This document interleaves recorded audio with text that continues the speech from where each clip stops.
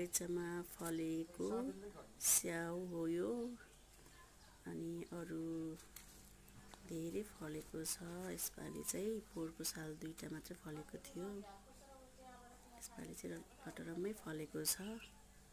अनि त्यसै गरी अरूहरू पनि धेरै कुराहरू यसरी ऐसिरो जस्तो फल पाकेपछि कालो हुन्छ, यो पनि फलेको छ। मिलो हुन्छ खाँदाखेरि चाहिँ, तर राम्रो। अनि केराहरू यसरी फलेको छ, फल्दैछ।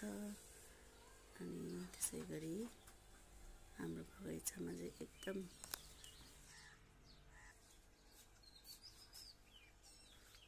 पर्सक मन उ त्यहाँ भएको चाहिँ खेत्नु पर कति लाग्छ राम्रो फलेन हेर यति पनि फलेन।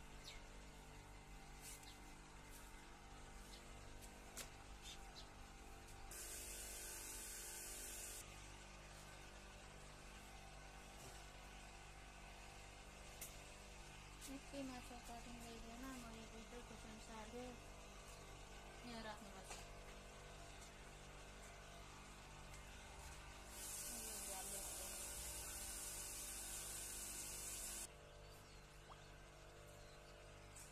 यो चाहिँ राम्रो नि, यो रातो खालको तिमीहरूले ल्याएर रोपेको, यो चाहिँ उताबाट मैले ल्याएर रोपेको त्यो राखेको। यति फलेछ साथी राम्रो।